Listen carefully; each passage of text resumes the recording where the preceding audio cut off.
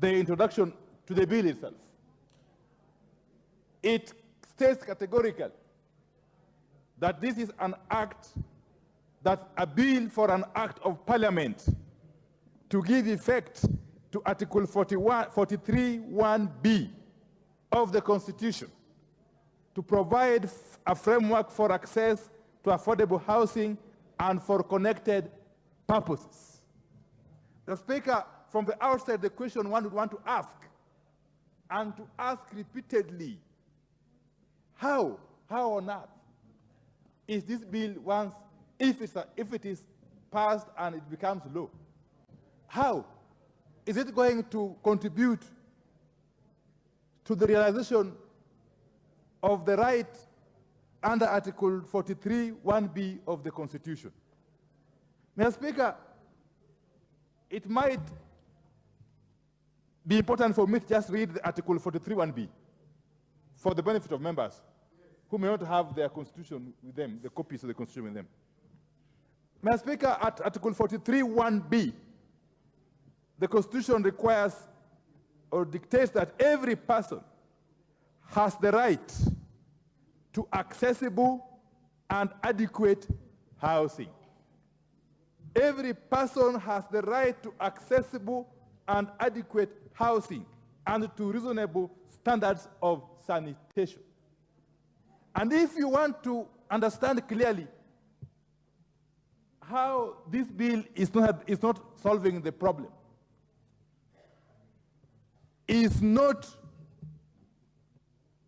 addressing the matter of the realization of the right under Article 43(1)(b), you simply go to the paragraph at page 2126 of the bill itself. The paragraph dealing with eligibility criteria and application procedure for affordable housing unit. But before I go there, let me now thank the authors of this bill. I wish you could allow Honorable Chunga to listen to me. Let me thank the authors of this bill for having come out now clearly that, unlike what we are being told, unlike what was being sold to us through the now infamous Finance Bill 2023, that it is now clear in this bill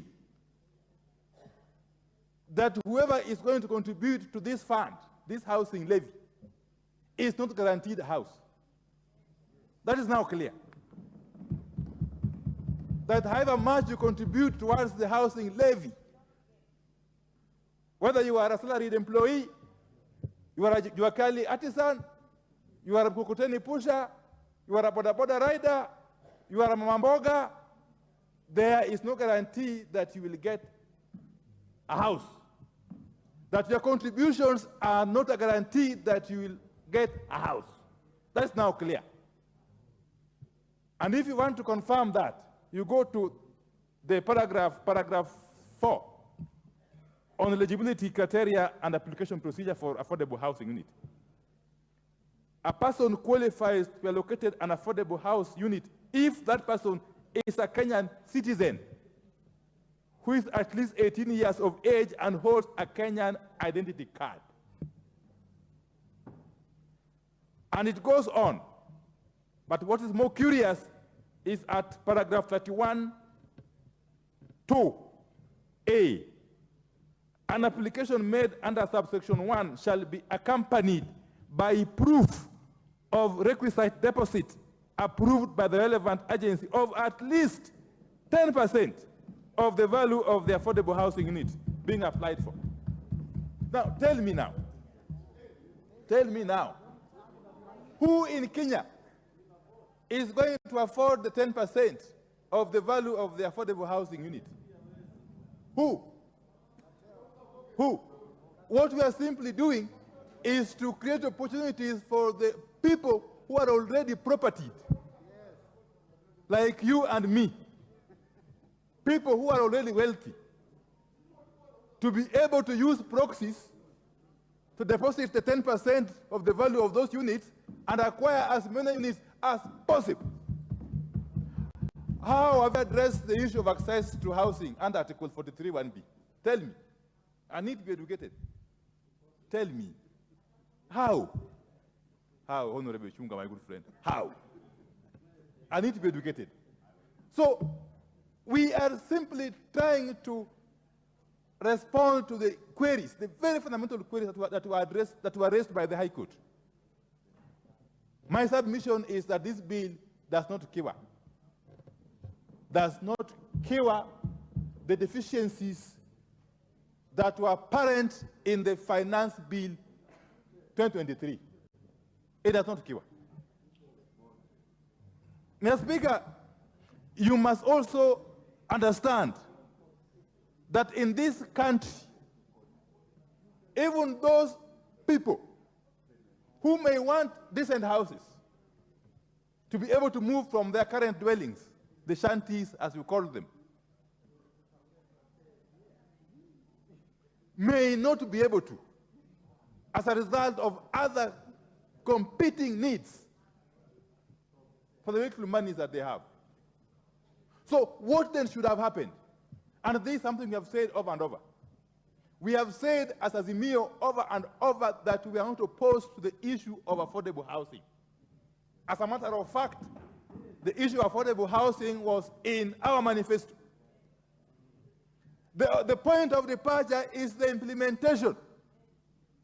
As Azimio, we would have wanted to implement this policy by simply having Parliament appropriate money from Kenyan taxpayers' money.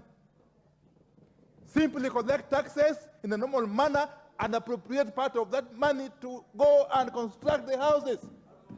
No, you're not doing it. You are simply creating new taxes. You are simply creating new taxes earmarked for the housing units. What you are saying, what you are doing is simply overburdening Kenyans to create houses for the benefit of a select few who are really rich and who have got houses in the first place. Mr. Speaker, you go to the implementation. They are saying they will deduct 1.5% of the gross salaries of the employees. Again, that is double taxation. Because already those employees are pay as you earn. Why can't you then even go to the net earnings? But more curiously, the employers are being compelled to match that 1.5%. But when it comes to those who are not salaried, those who are in the informal sector, who are going to be, or go again, charge this levy through a means I don't know, because I haven't read the report. The report came out too late. I'm told the amendments you're proposing. How you will raise this money from those who are not earning salaries. It is not clear who will match for them. It's not clear. For the employees like us and you, at least our employer, the PSC, the speaker is here, he will match. Yes.